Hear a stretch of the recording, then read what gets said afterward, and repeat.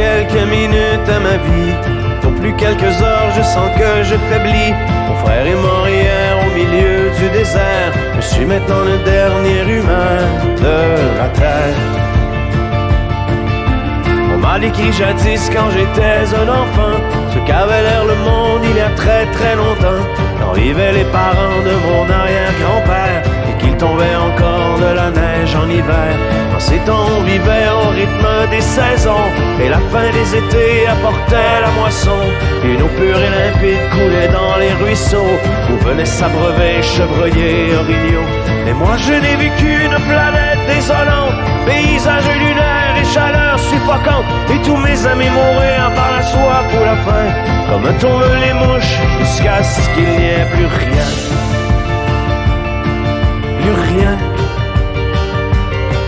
Plus rien.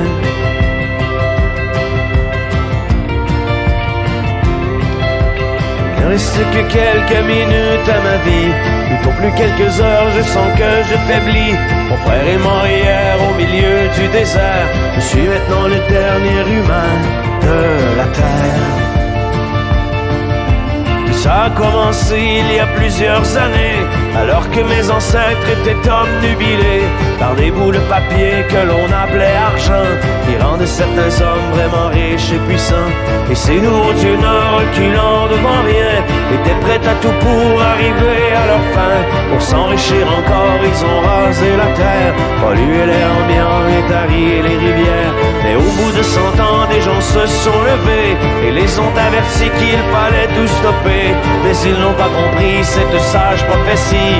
Ces hommes-là ne parlaient qu'en termes de profit.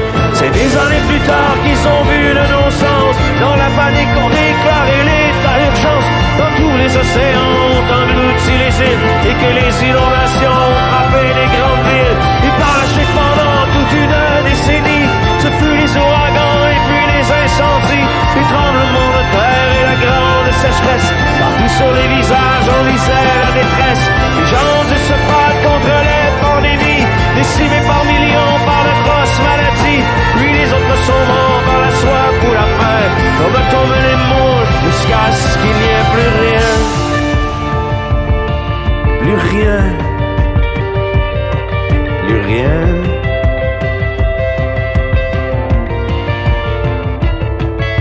Mon frère est mort hier au milieu du désert. Je suis maintenant le dernier humain de la terre. Au fond, l'intelligence qu'on nous avait donnée n'aura été qu'un beau cadeau empoisonné, car il ne reste que quelques minutes à la vie. Plutôt plus quelques heures, je sens que je faiblis. Je ne peux plus marcher, j'ai peine à respirer. Adieu l'humanité, adieu l'humanité.